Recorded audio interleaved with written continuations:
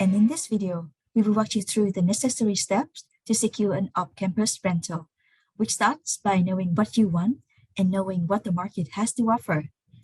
We will provide you with resources on how to set your criteria, where to look for listings, and what information we should pay attention to while doing our search.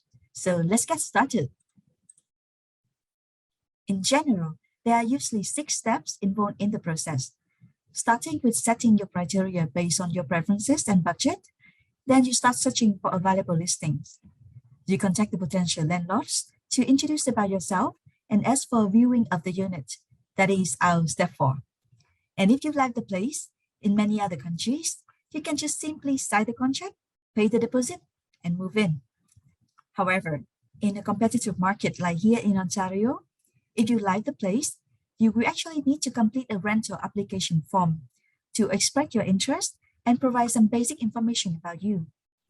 And if after reviewing your information, if the landlord thinks that you are a great fit for the unit, they will inform you that you are approved. So then, congratulations. All that's left is to sign the lease, pay the deposit, and get ready for your moving day. In the context of this video, we will focus on step 1 and step 2. Step 1 is about you and your needs, and step 2 is about the current market. They are the 2 important steps that will determine how many options you have in hand. We start by asking ourselves a question. What are my housing needs? Each person has their own specific preferences, and so it's really important to know what you want, what is definitely a must-have, and what you could compromise if other criteria are met. We have here a few suggestions for you to ask yourself. Where do you want to live?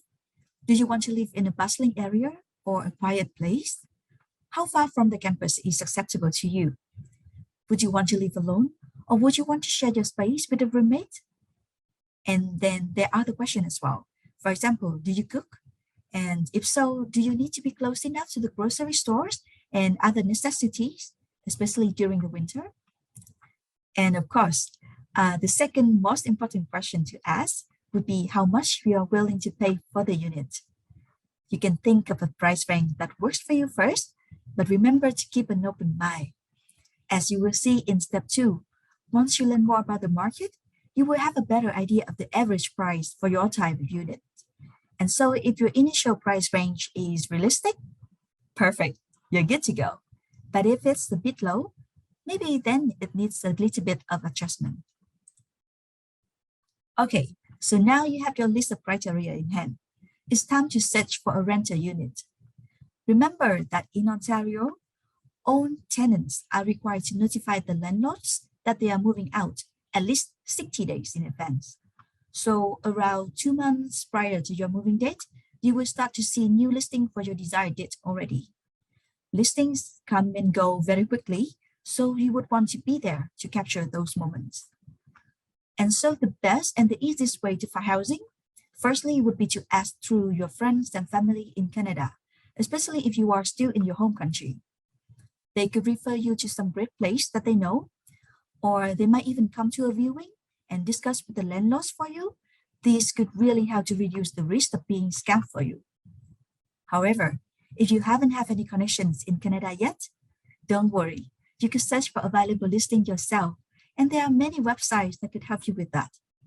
The most popular ones to many people would be Kijiji and Facebook Marketplace. However, there are other websites that we put here as an example.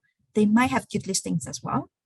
Places for Students is also a good place to start because you can search listing by college. So you can just simply type in Conestoga College, and then you can narrow down your search based on the campus as well. You could check the listing, and you could even make a post to ask for one as well. And there are also other student communities on Facebook. You could join not only to find housing, but also to connect with other fellow students at Conestoga. However, do keep in mind that the websites and Facebook groups are not affiliated with or monitored by Conestoga College, so always choose them with caution. In the next video, we will do a quick live demo search on kijiji.ca, which is the very first website you see on the list.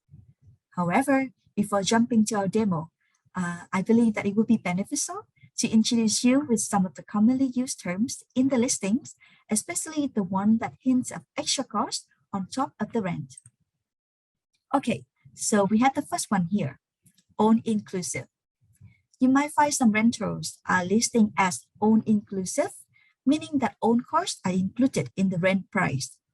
But in other listings, you might see that they are plus utilities, meaning that apart from the rent, you will also need to pay extra for the utility services, such as hydro, which is electricity, gas, which is used for heating, and water. You may also need to pay extra for the internet and for parking as well, if you have a car.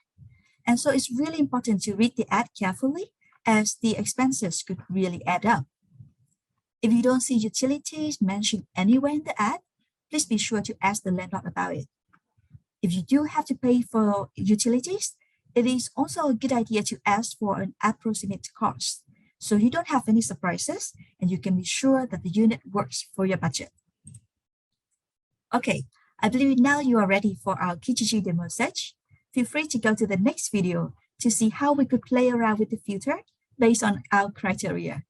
And remember, if you have any question, you can always email us at internationaltransition@conestogac.on.ca. See you again very soon.